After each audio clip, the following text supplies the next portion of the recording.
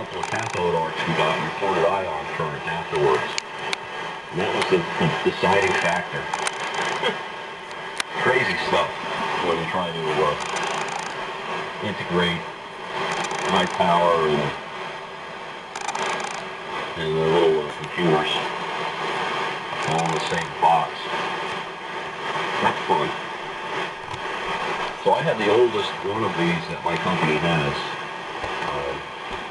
We're in the flagship station, and I guess we got it first.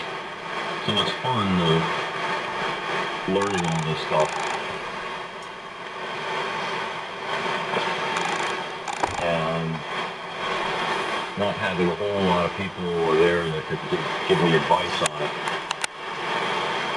But there are a whole lot of people watching because they know it's going to get them too, sooner or later. So it's typical phone conversation that goes, yours did what? No, really? I need to do what? Okay. And then, they don't believe you. And then they call you back a year later. Remember when you said that you needed to, I needed to change this over? Yeah? You didn't do that yet? Oh, yeah, well, can you repeat what you told me a year ago? I got a few of those. Anyway, all part of the fun.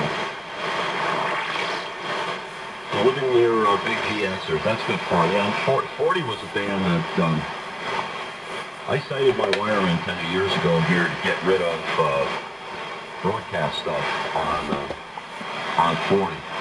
Stuck up a 40 meter, just under double extended Zeppelin, 160 feet center fed. And put the null right on Nurazimuth. So my Aggies pointed in the direction of my wire antenna, and then promptly cut down all the other trees.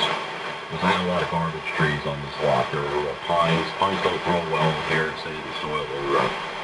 They all look like somebody dumped mass quantities of poison on the ground. They have a bunch of branches in one direction and nothing in the other. With all this really bad looking and ooze sap all over the paint job. And just pieces would fall off. Many times here they're completely hollowed out inside by termite type ant looking things that would go 10 feet underground all the way up, halfway up in the tree. You'd get a windstorm, the tree would break in half and be hollow. And you have 10 million ants looking for something to infest. Had a few of those. I got rid of all of them. And no place left to put a wire antenna. So now, of course, they changed the 40 meter broadcast around, and so now it becomes desirable to work stuff in Europe on 40. My antenna is awful for that, as it should be, even though I shortened it to an 80 meter doublet length some years back. And I could still remember being on 40, and we were having one of these lighthouse events. There's a lighthouse about 11 air miles from the Barnegat Lighthouse. And they were contesting out of there, and I just was trying to hear what I could hear versus them. They were out hearing me in Europe, just unbelievably. It was amazing. And unfortunately, I wasn't really able to hear stuff that they couldn't hear in other directions. So yeah, it's fun when you live near somebody that's well equipped and see how you can keep up with them or not. I was not competitive on 40 into Europe, to say the least. And I still guys that get on 80 AM and people post audio.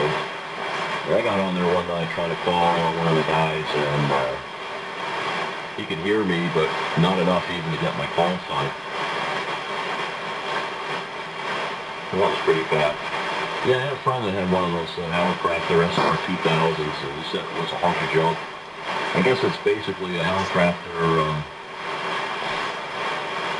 more modern, one of the more modern transceivers with a pair of 8122s, which is, I guess, basically a 4CX250B with better cooling and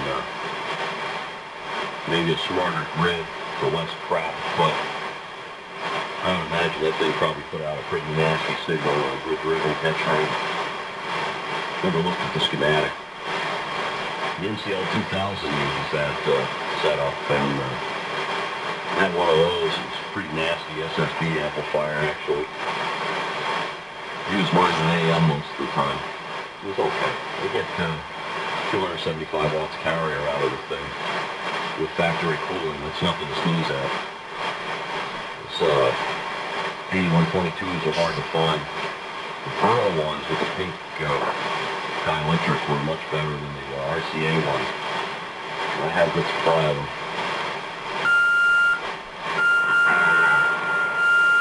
There's a guy locally here who had a terminal illness and they wanted me to clean out his radio stuff.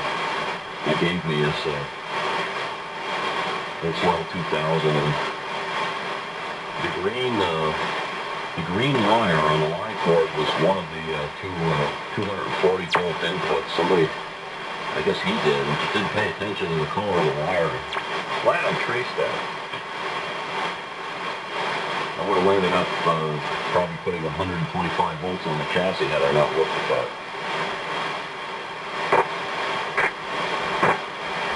Yeah, it'd be fun to find out exactly who sent you that. It's really nice gesture. No fun when you can't get shipping. Well, to ship a whole bunch of boat anchors over there, you know, if you had enough people and knew the right method, I can tell you that years ago, I used to ship a lot of motor parts to Australia because some of the Cadillacs I was interested in, which I had a collection of parts and pieces for, which I've gotten rid of most of by now. But back then I had plenty. They were just becoming 20 years old in Australia. I think it's 20 years old that you are exempt from having a right-hand drive. It may have been 25, they may have changed it though. I believe it was 20 years of age. So you could get an old Cadillac out of the States.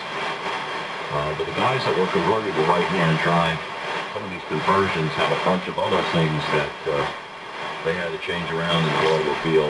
Lighting systems had to be different. They were not allowed to have headrests built into the seat.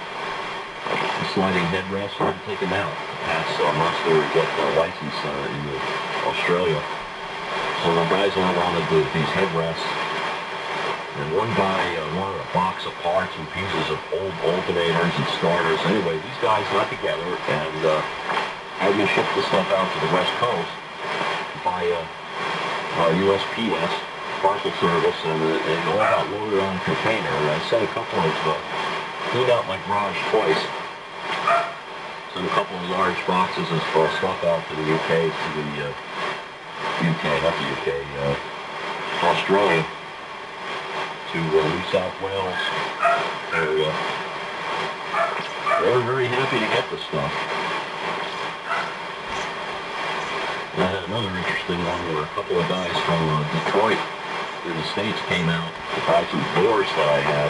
That was fun. These guys came out with a truck and a trailer, and all they wanted were the chrome pieces and the bright work and the aluminum trim from the Fleetwood coupe. And I had one that I junked here. Came from a gang. Some of these gang type people, they had the car that was their ride around a great mayhem car, and it just died, so they left it in the back of the diner. And they knew somebody that was loosely related to them. They came up with a title, and I towed the thing off, and I ended up parting it out, but I got a lot of great parts out of it. And I made a ton of money when I sold all this junk to these guys from Detroit. Great stuff. So the boss called me on the phone and said, "You have any more Fleetwood coupe parts?" I said, "Sure I do." So I cleaned out my attic and sold this guy about $800 worth of stuff. And the guys happily loaded it on a trailer and headed back to Detroit. They make lowriders out of this car. There's a place that does nothing but make these crazy lowriders with the hydraulic, full car batteries and all out of this model car. A website called layitlow.com, and they have nothing but Cadillac. They call them Fleetwood coupes. What a crazy world we live in.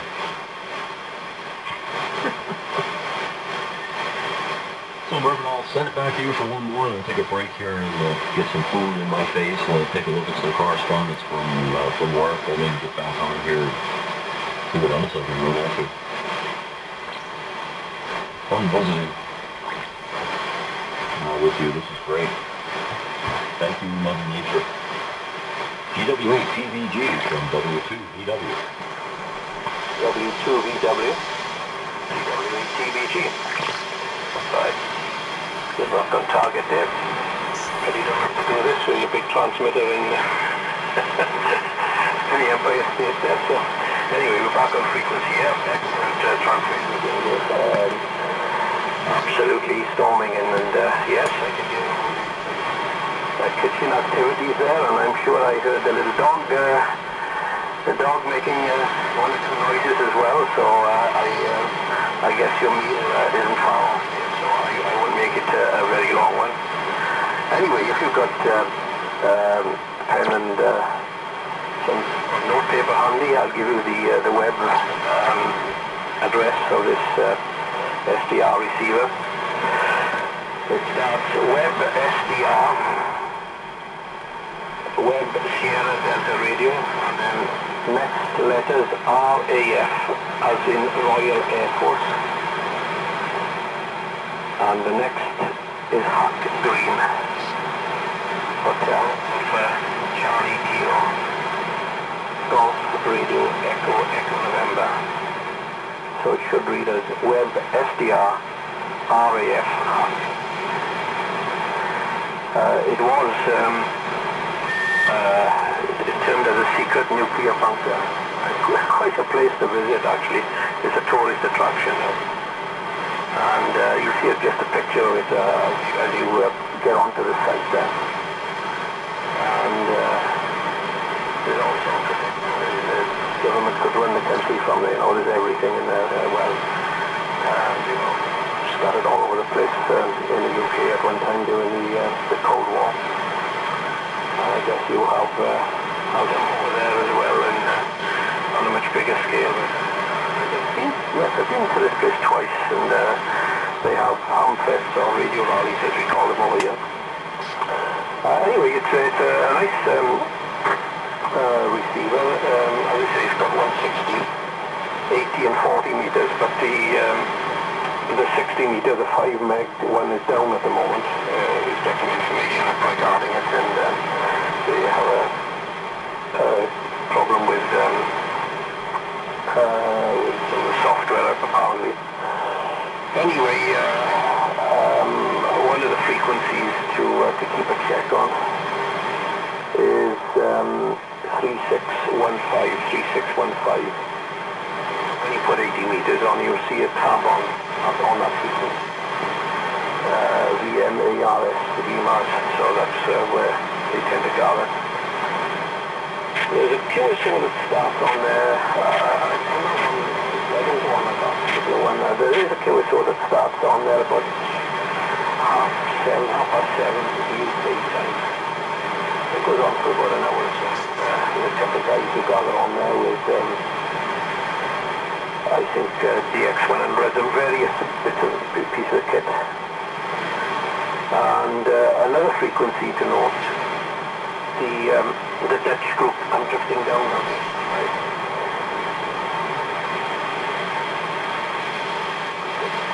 The other group then 705. Groups in the Netherlands go on there, and you might hear them as well. Occasionally in the evenings over here there's some activity on 160 meters. Anyway, perhaps if you've got, how can I say, a quiet moment and you have a chance to have a listen around, I suppose something to do with Dave, so at a quiet time perhaps. And it's easy, and I've got a laptop and at different times. Well, yes, okay, on your on the transmitter there and all the safety that take place on it, Dave, and the sensing circuits, yes. As you say, mixing it with some computer software and so on, I suppose you get some false indications sometimes, and it takes a while, and and experience to tell me what's going on, what is a genuine, what is a glitch or something. So, but you know, you're dealing with never dealt with at all, never been, no experience with at all, you know. I mean, it's real big stuff as far as I'm concerned. I think the highest voltage I've ever dealt with on my kit here is about 1300 volts. No, about 250 mils. But that is big stuff, and it's in a different league altogether to what experience that I have. Very good. Yeah, okay, and the car components and so on, well, that's great. You're able to ship them over to Australia, to the guys over there, and to various places in the States. It's great. We have these car shows, and lots of people with selling